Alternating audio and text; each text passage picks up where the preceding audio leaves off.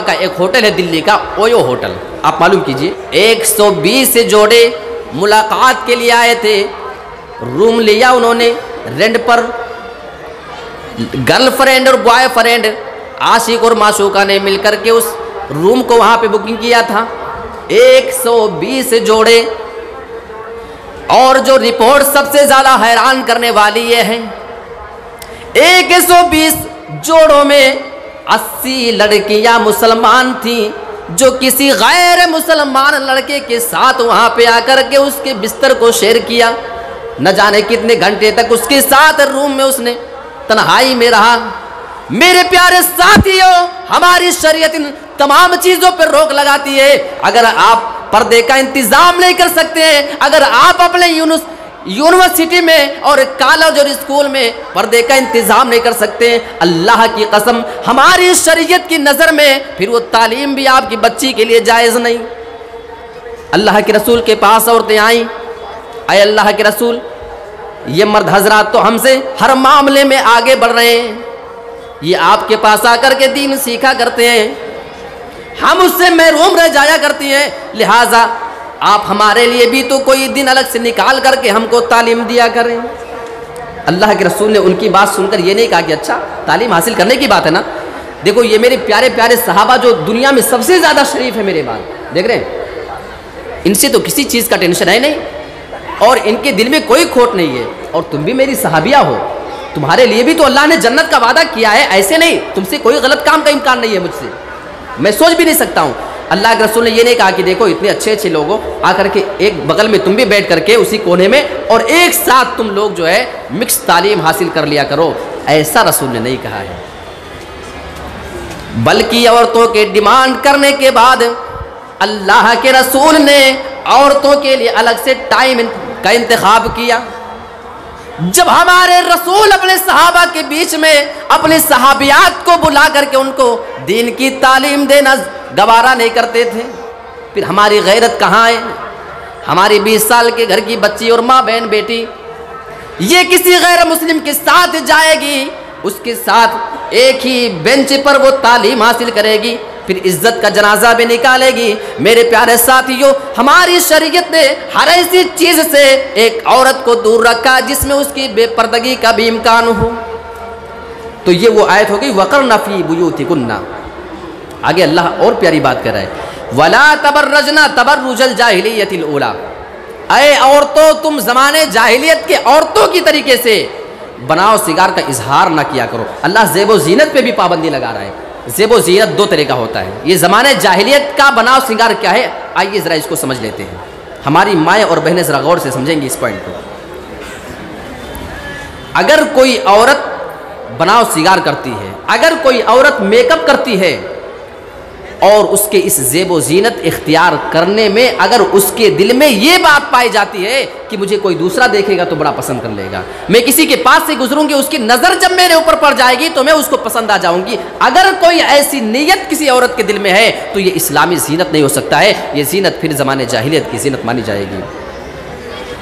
ہاں اگر دل صاف ہے، اپنے شوہر کے لیے زیب و زینت جتنا آپ کرنا چاہیں کر سکتے ہیں، تو یہ اسلامی زینت ہے اور غیر اسلامی زینت ہے۔ اب اس کے بعد آئیے کچھ مثال دے کر میں آپ کے سامنے بات واضح کرتا ہوں، کیونکہ مثال سے باتیں نا بہت اچھی طریقے سے سمجھ میں آتی ہے۔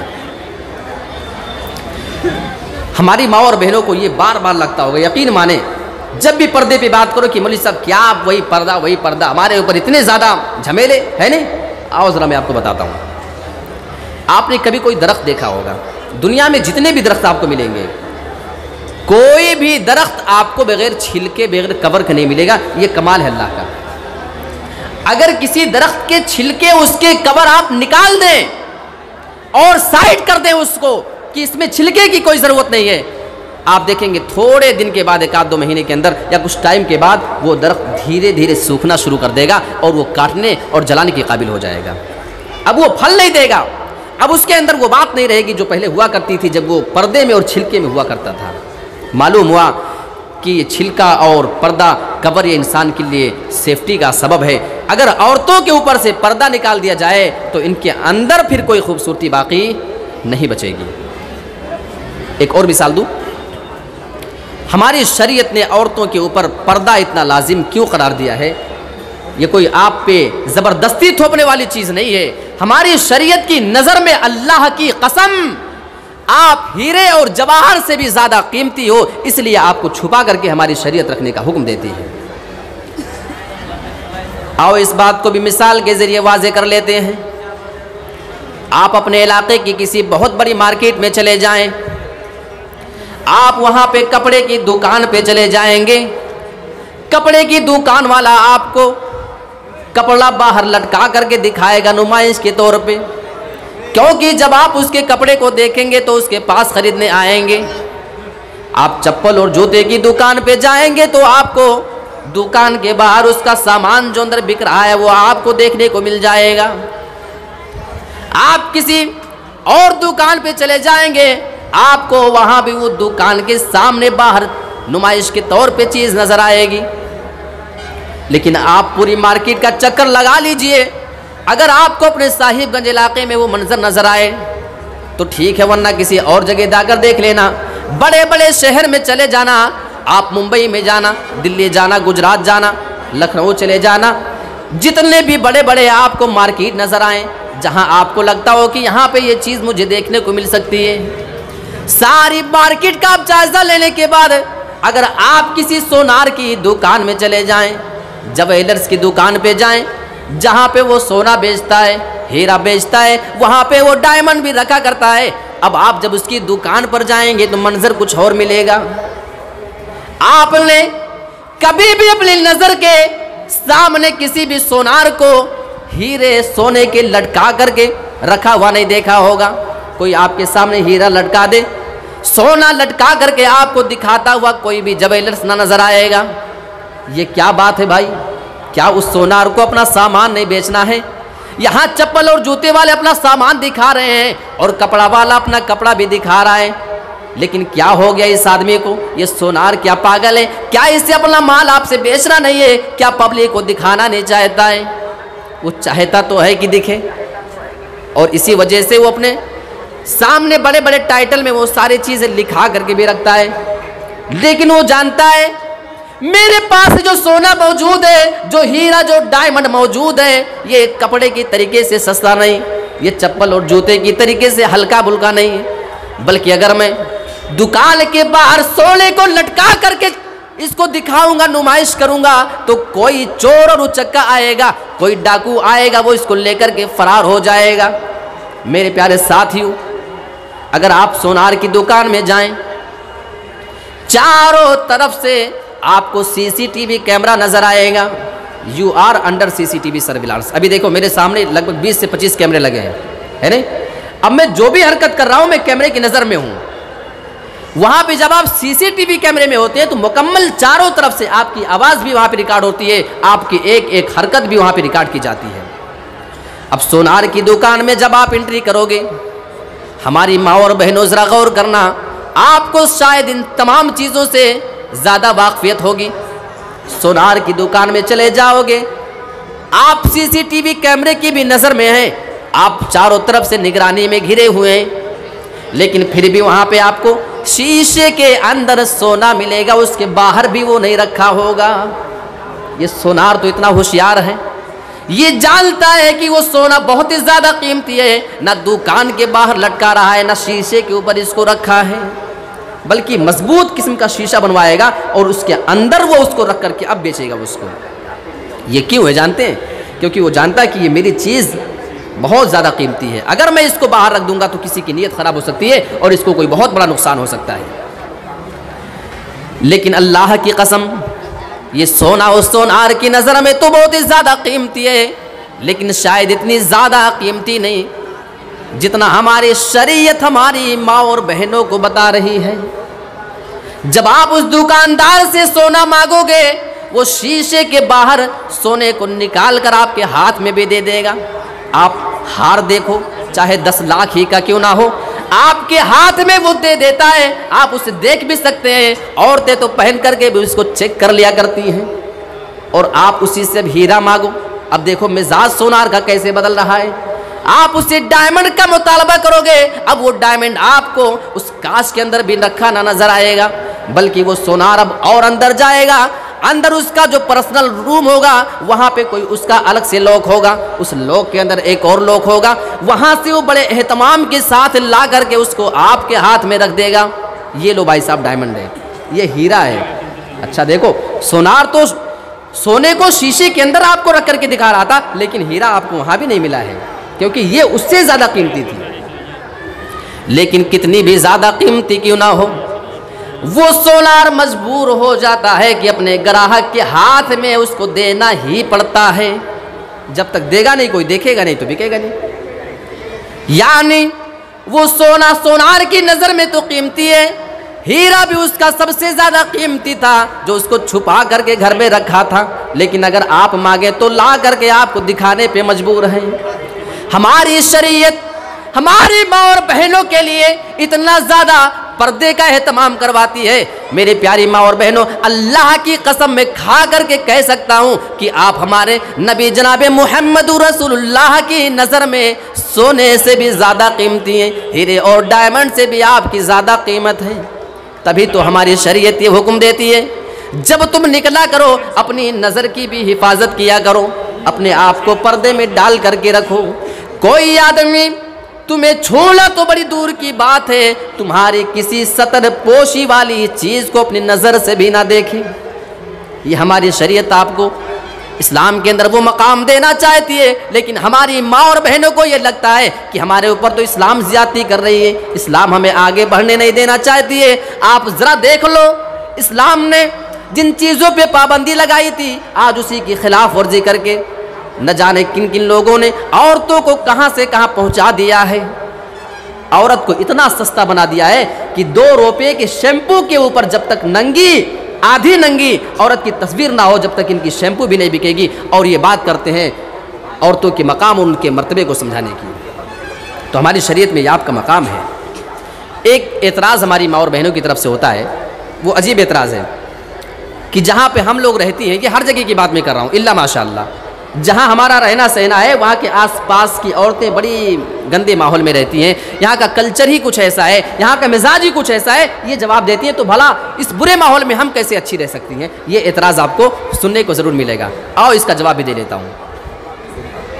اگر آپ کا یہ اعتراض ہے، آپ کے آس پاس کے سارے لوگ گندے سماج اور معاشرے کے اندر زندگی گزار رہے ہیں، آپ کے پڑوس میں رہنے والی عورتیں پردہ نہیں کیا کرتی ہیں، آپ جہاں بھی رہتی ہیں وہاں پہ بہت زیادہ گندے سماج کے لوگ رہا کرتے ہیں، تو آپ کا یہ اعتراض ہے کہ اس برے ماحول میں ہم اپنے آپ کو اچھا کیسے بنا سکتی ہیں؟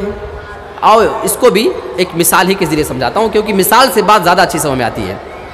آپ نے کبھی کمل کا پھول دیکھا ہوگا نا، وہ بہت پیارا لگتا ہے کھلتا ہے تو کمل کا پھول ہوتا ہے۔ یہ کمل کا پھول آپ جب بھی دیکھو گے یہ آپ کو گندی جگہ میں کھلتا ہوا ملتا ہے، کیچڑ میں کھلتا ہے۔ کہاں؟ کیچڑ کے اندر گندی جگہ پہ اتنا پیارا کمل کا پھول کھلتا ہے کہ لوگ اس کو دیکھنا چاہتے ہیں۔ کمل کے پھول کا ایک نام ہے، لوگ اس کو بڑی عزت کی نظر سے دیکھتے ہیں، اس کا نام لوگ بڑی احترام کے ساتھ لیا کرتے ہیں، کیونکہ وہ گندی جگہوں میں اپنا مقام پیدا کرتا ہے۔ یہ کمل کا پھول ہماری ماں اور بہنوں کو یہ پیغام دینا چاہتا ہے کہ اگر گندی جگہ پہ میں اچھا بن کر کے دکھا سکتا ہوں، میں اتنا پیارا نظر آ سکتا ہوں، تو اس گندے سماج میں، اس گندے کلچر میں، اپنے گندے سماج اور معاشرے میں تم اپنے آپ کو اچھا کیوں نہیں بنا سکتی ہو؟ یہ پیغام ہمیں کمل کے پھول سے بھی سیکھنے کی ضرورت ہے۔ آئیے اس کے بعد ذرا میں کچھ واقعات کی جانب لے کر چلوں۔ آج ہمارے یہاں کی عورتوں کا معاملہ، ہمارے گھروں کا اور اللہ کے رسول کے زمانے کا معاملہ آپ دیکھ لیں۔ ایک عورت کو خبر ملتی ہے، خبر یہ ملتی ہے کہ اس کے جوان بیٹے کا انتقال ہو گیا، جنگ کے اندر وہ شہید کر دیا گیا ہے۔ خبر پانے کے بعد وہ عورت تھوڑی دیر کے بعد آتی ہے، وہ عورت اپنے آپ کو برقعے کے اندر ڈھانک کر کے لا رہی ہے، نقاب کے اندر بالکل مکمل طور پہ اپنے آپ کو پردے سے ڈھانکا ہوا ہے۔ جب لوگوں نے دیکھا تو سوال کر لیا، اے ماں، جب تجھے اپنے بیٹے کی شہادت کی خبر ملی تھی تو تجھے اتنا موقع کیسے مل گیا کہ تو وہاں پہ حجاب کرنے لگی؟ اپنے آپ کو برقعے میں چھپانا تو نے زیادہ ضروری سمجھا اور چھپا کر کے یہاں پہ آ رہی ہے۔ تو جانتے ہیں اس عورت نے جواب یہ دیا تھا، اے میرے ساتھیوں، ابھی میرا بیٹا جنگ کے اندر شہید ہوا ہے، میرا بیٹا مرا ہے، لیکن ابھی تو میری غیرت زندہ ہے، ابھی میری غیرت نہیں مری ہوئی ہے، اور میری غیرت مجھے اس بات کی اجازت نہیں دیتی ہے کہ میں اپنے آپ کو بغیر پردے کے لوگوں کے سامنے لا کر کے پیش کروں۔ یہ نبی کے زمانے کی عورتیں ہوا کرتی تھیں۔ ایک مرتبہ ایک عورت اللہ کے رسول کے پاس آئی، اس کو مرگی کا دورہ پڑا کرتا تھا۔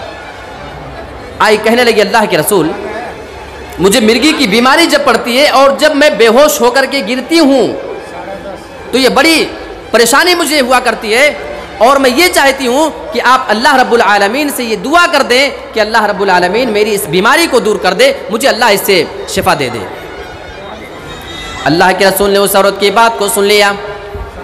آپ نے فرمایا میں نے تمہاری پریشانی کو سن لیا ہے، اگر تم چاہو تو میں تمہارے لیے اللہ سے دعا کر دیتا ہوں اور اللہ تم کو شفا دے دیتا ہے، لیکن اگر تو صبر کر لیتی ہے اس مصیبت کے موقع پہ، اگر تو صبر سے کام لے لے، وَلَكِ الْجَنَّةُ، اور اس صبر کرنے کی وجہ سے پھر اللہ تجھے جنت میں داخل کرے گا۔ اس عورت نے اللہ کے رسول کی زبان سے جب جنت کی بات کو سنا، کہنے لگی اے اللہ کے رسول، اب میں آپ سے اس مرگی کی بیماری کو صحیح ہونے کی دعا نہ کرواؤں گی، مجھے اسی بیماری میں آپ رہنے دیں، کیونکہ صبر کرنے کی وجہ سے پھر اللہ مجھے جنت میں داخل کرے گا۔ لیکن اس عورت کا مزاج دیکھو، کہنے لگی اے اللہ کے رسول، جب مجھے مرگی کی بیماری پڑا کرتی ہے اور جب میں بے ہوش ہو کر کے گرا کرتی ہوں تو اس ٹائم پہ میری ستر بھی کھل جایا کرتی ہے، میری شرمگاہ بھی کھل جایا کرتی ہے بسا اوقات، یعنی میری پردے والی چیزیں بھی کچھ کھل جایا کرتی ہیں۔ اے اللہ کے رسول، میں بے ہوش ہوا کروں یہ تو مجھے گوارا ہے، لیکن اگر اس ٹائم پہ میری ستر کھل جائے بے ہوشی کی حالت میں، یہ مجھے گوارا نہیں ہے۔ آپ کو اللہ سے یہ دعا تو کرنی ہی پڑے گی کہ اللہ اس پریشانی کو ضرور دور کر دے کہ جب میں بے ہوش ہوا کروں تو میری ستر نہ کھلا کرے۔ جب اللہ کے رسول نے بیماری سے شفا کی دعا کی بات سنی تھی، اللہ کے رسول نے مشورہ دے دیا تھا، چاہو تو دعا کر دوں، چاہو تو اس پہ تم صبر کر سکتی ہو اور تمہیں جنت ملے۔ لیکن جب عورت کہنے لگی اے اللہ کے رسول، جب میری صدر کھل جایا کرتی ہے میں اس چیز کو برداشت نہیں کر پاتی ہوں اور مجھے یہ گوارا نہیں ہوتا ہے، آپ اللہ سے اتنی دعا ضرور کریں کہ اللہ پھر میری صدر نہ کھلنے دے۔ تو رسول یہ نہیں کہتے، دیکھو یہاں بھی وہی بات ہے، اگر تم صبر کر لیتی ہو اس معاملے میں تو اللہ تمہیں پھر جنت دے گا، اس لیے کہ ہمارے رسول کو یہ بالکل گوارا نہیں تھا کہ کسی بھی عورت کی ستر کھل جائے، اس کی کسی چھپانے والی چیز کو لوگ اپنی نظروں سے دیکھ لیں۔ ہمارے رسول کو دعا کرنی پڑی اور اللہ رب العالمین نے دعا کو قبول بھی کیا اور اسی ٹائم پہ قبول کیا۔ آئندہ جب وہ عورت بے ہوش ہوا کرتی تھی اس کی ستر نہیں کھلا کرتی تھی۔ اچھا، بے پردگی کا انجام کیا ہوتا ہے؟ آئیے ذرا اس کے اوپر تھوڑی بات کر لیتے ہیں۔ ہماری مائیں اور بہنیں ذرا غور سے سنیں، اور آپ یہ نہ سمجھ لیں کہ یہ موضوع عورتوں کے بارے میں ہے تو ہم مرد اس سے آزاد ہیں، ایسی بات نہیں ہے۔ اس لیے کہ جو عورت ہوگی وہ ہماری ماں ہوگی، ہماری بہن ہوگی، ہماری آپ کی کوئی تو رشتہ دار ہو رہی ہوگی، لہٰذا اگر عورتوں کے بارے میں بات ہو رہی ہے تو ہر مرد اس کا ذمہ دار ہے۔ اس لیے کہ اللہ کے رسول کی وہ صحیح مسلم کی حدیث آپ یاد کریں، اللہ کے رسول نے فرمایا کلکم راعٍ وکلکم مسئول عن رعیتہ، تم میں سے ہر آدمی ذمہ دار ہے، ہر آدمی نگراں ہے، اور اس سے اس کی ذمہ داری کے بارے میں کل قیامت کے دن سوال کیا جائے گا۔ ہماری ماں بے پردگی سے رہتی ہے، ہماری ماں بہن بیٹیاں اگر بے پردگی کے ساتھ نکلا اور گھوما کرتی ہیں، کل قیامت کے دن ہمارا رب ہم سے سوال کرے گا کہ تم نے اپنے گھر میں پردے کی تعلیم کیوں نہیں دیا تھا۔ اب آئیے اس حدیث کو دیکھیں، اللہ کے رسول فرماتے ہیں مسلم کی حدیث کہ دو قسم کے ایسے جہنمی ہیں جن کو ابھی میں نے اپنی نظروں سے نہیں دیکھا ہے، ابھی وہ بعد میں آنے والے لوگ ہیں۔ دوسرے قسم کا تذکرہ اللہ کے رسول فرما رہے ہیں، نساء کاسیات عاریات ممیلات مائلات۔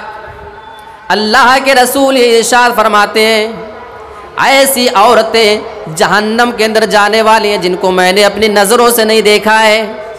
نساء کاسیات عاریات، ایسی عورتیں جو کپڑا بھی پہنیں گی لیکن کپڑا پہننے کے باوجود وہ ننگی نظر آئیں گی، وہ ننگی اور برہنہ ہوا کریں گی۔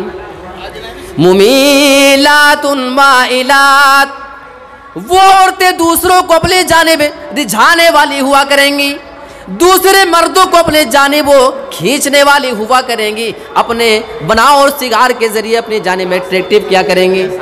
माइलातुन, और दूसरों की जानिब वो खुद भी माइल हुआ करेंगी। रुउसुहुन्ना कास्निमतिल बुख्तिल माइला, उनके सरों के हालात ये होंगे कि बुख्ती उठने की तरीके से उनके सर के बाल हुआ करेंगे, यानी बहुत ज़्यादा फैशन में उनके बाल उठे नजर आएंगे।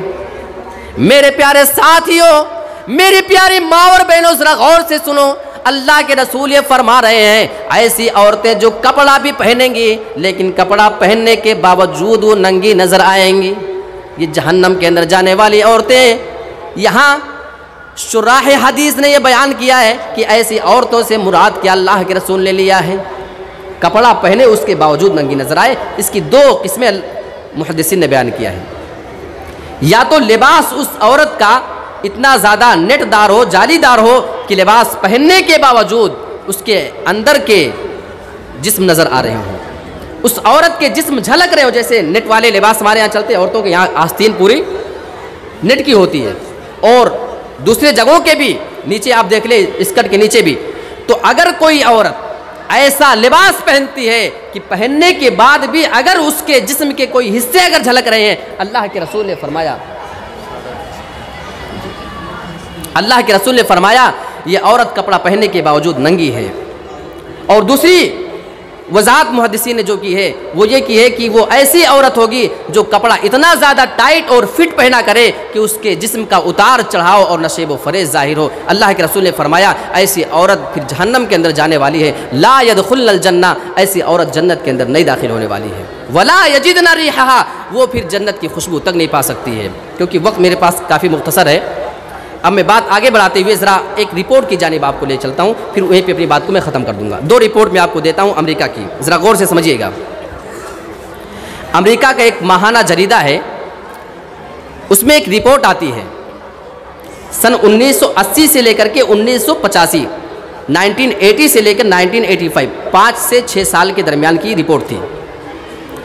वहाँ की रिपोर्ट ये बता रही थी जितनी भी औरतों की उस पीरियड में शादी हो रही थी, जितनी लड़कियों की शादी दिलाई जा रही थी, उसमें से सिर्फ 14% लड़कियां ऐसी थी जो हकीकत में कुंवारी थीं, जिनका किसी से ताल्लुक़ इससे पहले कभी हुआ ही नहीं था जिस्मानी तौर पे। वरना 86% ऐसी लड़कियां मिलती थीं। इस 5 और 6 साल के बीच में तहक़ीक़ करने के बाद और सर्वे करने के बाद ये मालूम हुआ था, तहक़ीक़ करने के बाद पता चला था 86% लड़कियां ऐसी थी जो शादी से पहले किसी गैर आदमी से, किसी लड़के से अपना मुँह काला करवा चुकी थी। और मज़ीद ये रिपोर्ट बयान करते हैं उस दौर में जितनी भी लड़कियों की शादी हुई थी उसमें से 80% लड़के और लड़की ऐसे निकले थे जो शादी से पहले किसी से गलत ताल्लुक़ कायम कर चुके थे। ये उसी अमेरिका की बात है जो अपने आप को बहुत ही ज़्यादा मॉडर्न समझता है, जो अपने आप को सबसे ज़्यादा तरक्की वाला समझ रहा है। मेरे प्यारे साथियों, आओ उसी की एक और रिपोर्ट आपको दिखाता हूँ। वहाँ की वजारत अदल एक बयान जारी करने पे मजबूर हो जाती है। बयान उसका ये आता है कि अमेरिका के अंदर रोज़ाना एक दिन में कम से कम 1900 औरतों के साथ गलत काम किया जा रहा है, गलत ताल्लुक़ कायम किया जा रहा है। कितने? 1900 औरतों का एक दिन में, एक हफ्ते की बात नहीं है, सिर्फ एक दिन में 24 घंटे की बात हो रही है। और बहुत हैरत में डालने वाली ये रिपोर्ट मैं आपको बता रहा हूँ। रिपोर्ट आगे ये बताती है उसमें से 20% लड़कियां ऐसी थीं जो अपने बापों के हवस का शिकार बन रही थीं। कम से कम हमारे यहाँ तो अल्लाह ने इस चीज़ से महफूज रखा है कि हमारे यहाँ बाप के हवस का शिकार लड़कियां कम होती हैं, वरना अमेरिका की जो हालत है ना, 20% लड़कियां अपने बाप के जिनसी हवस का शिकार हो रही हैं और उससे वो ज़िना कर रहा होता है। और 26% लड़कियां अपने करीबी रिश्तेदारों के ज़रिए जिनसी हवस का शिकार हो रही थीं, यानी उनके करीबी रिश्तेदार जो मामूजाद हैं, खालाजाद हैं, फूफीजाद हैं, ये तमाम जितने भी ज़ाद आते हैं, हमारी शरीयत ने इन तमाम चीज़ों से पर्दे का हुक्म दिया है। हमारे यहाँ तो अजीब मामला है, मार्केट जाना है बेटी को, अच्छा किसी को नहीं मिला है, जाओ ठीक है तुम्हारे खाला का बेटा मौजूद है उसी के साथ तुम बाइक पर बैठ कर जाओ, मामू का लड़का फूफी का लड़का है। मेरे प्यारे साथियोों, हमारी शरीयत ने इन तमाम चीज़ों पे पाबंदी लगाई है। ये अमेरिका की रिपोर्ट हमारी शरीयत की भी तायीद कर रही है। 26% लड़कियां अपने करीबी रिश्तेदारों के जरिए रोज़ाना 1900 में से 26% जिनसी हवस का शिकार हो रही थी। और हमारी शरीयत जो दूर दराज के रिश्तों पे भी पाबंदी लगाती है। किसी लड़की का दोस्त उसके घर में मिलने के लिए आ रहा है, कौन है तुम्हारे कॉलेज का दोस्त है, कॉलेज में पढ़ने वाला है, उसी स्कूल में पढ़ा करता है, आपकी बच्ची मुसलमान है, न जाने वो किस धर्म से ताल्लुक़ रखता है, आपके घर में मुलाकात के लिए भी वो धड़ल्ले से आ रहा है, उसी बेडरूम में वो जा कर के बातें कर रहा है। मेरे प्यारे साथियों, अमेरिका की रिपोर्ट ये बता रही थी उसमें से 50% लड़कियां ऐसी थी जो अपने जान पहचान और अपने दोस्तों के जिनसी हवस का शिकार हो रही थी। ये रिपोर्ट हमारी आंख खोलने के लिए काफ़ी है।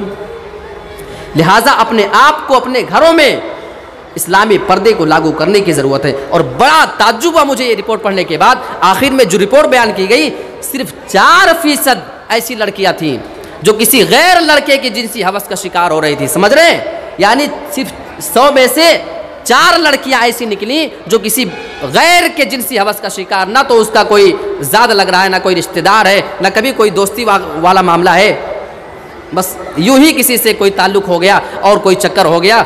तो सिर्फ 4% ऐसी लड़कियां निकली। मालूम ये हुआ कि हमें दूर वालों से ख़तरा नहीं है, ख़तरा उन लोगों से है जिन्हें हमारे घर में आने की हमने इजाज़त और परमिशन दे करके रखी है। ख़तरा ऐसे लोगों से है जिन्हें हमने सगे भाई के नाम पे खालाजाद, मामूजाद और इन तमाम रिश्तों को अपने घरों में धड़ल्ले के साथ आने, अपनी बहन बेटियों के साथ उठने की हमने इजाज़त दे रखी है। मैं बिल्कुल भी नहीं चाह रहा हूँ कि मैं मज़ीद अपने आने वाले खुतबा का वक्त लूँ, क्योंकि वक्त की पाबंदी ही आपके बरहेट जलसे की कामयाबी की ज़मानत हुआ करती है। मैं फिर से एक बार शुक्रगुज़ार हूँ आप तमाम अहले हज़रात का, जो इस लायक जिन्होंने मुझे समझा कि इस अज़ीमुश्शान इजलास में मुझे शरीक होने का मौका नसीब किया। हम अल्लाह रब्बुल आलमीन से दुआ करते हैं कि परवरदिगार इस प्रोग्राम को तू मज़ीद यूं ही सालों तक कामयाब बनाता रहे, ताकि इसके ज़रिए जो दीनी तालीम का काम हो रहा है, कितने बच्चे और कितनी बच्चियाँ यहाँ से रोज़ाना कुरान और हदीस की बातें लेकर के जाती हैं। अल्लाह रब्बुल आलमीन यहाँ के तमाम असातिज़ा को उसका बेहतर से बेहतर बदला नसीब फरमाए और उनके लिए जन्नत में जाने का इसको ज़रिया बनाए। अल्लाह रब्बुल आलमीन तो हम तमाम मुसलमानों को अपने घरों में पर्दे की पाबंदी करने की तौफ़ीक़ अता फरमा। हम अपने घरों में मग़रिबी तहज़ीब को आने से अपनी बच्चियों को बचाएँ और अपने घरों में इस्लामी हिजाब लागू करें। भले हमें मुआशरा पिछड़ा हुआ मुआशरा समझे और हमें लोग ये ताना दें कि तुम तो 100 साल पुरानी बातें कर रहे हो, बल्कि हमारी सोच ये है कि हम सिर्फ 100 साल नहीं, बल्कि हमारी सोच तो 1450 साल पहले की है, जो जनाब मुहम्मद रसूलुल्लाह के घराने की सोच हुआ करती थी, जो हमारे सहाबियात की सोच हुआ करती थी। हमें उस कल्चर की ज़रूरत अपने घरों में अपनाने की है। अल्लाह रब्बुल आलमीन कही गई तमाम बातों के ऊपर हम तमाम लोगों को अमल करने की तौफ़ीक़ अता फ़रमाए। आमीन। व आखिरु दअवाना अनिल हम्दुलिल्लाहि रब्बिल आलमीन। वस्सलामु अलैकुम व रहमतुल्लाहि व बरकातुहू।